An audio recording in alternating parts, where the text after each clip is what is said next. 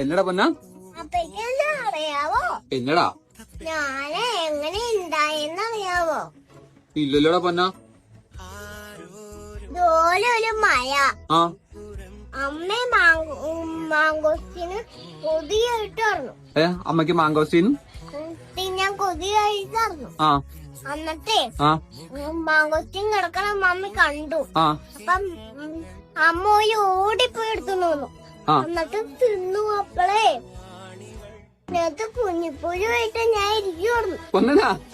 എന്നിട്ടോ? എന്നിട്ടേ ആ അമ്മ അറിയാണ്ട് മെഴുകി പോയി. അപ്പൊ ഒരു വയറ്റിലേക്ക് കഴിഞ്ഞപ്പോ ഞാൻ അവിടെ ഒളിച്ചിരിക്കുവായിരുന്നു. അമ്മ അറിഞ്ഞില്ല.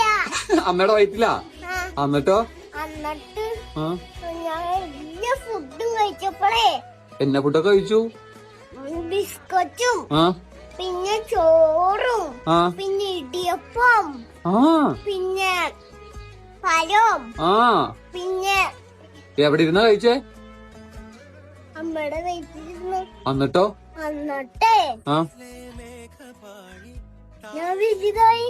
എന്നിട്ട് അപ്പടെ കയ്യിലും കുഞ്ഞുണ്ണിയുടെ കയ്യിലും കൊണ്ട് തന്നു. ഇത് ആരാ പറഞ്ഞത് ഇങ്ങനെയാന്ന്? അമ്മ രാത്രി പറഞ്ഞു. എപ്പേ? ഉറങ്ങാൻ നേരത്ത്. അതെയോ? അങ്ങനെ ഈ കഥയെ അമ്മ പറഞ്ഞു തന്നെ രാത്രി ഇന്നലെ. ഓ അങ്ങനെയാണ് പൊന്നുണ്ടായേ. ഭയങ്കര കേട്ടോ.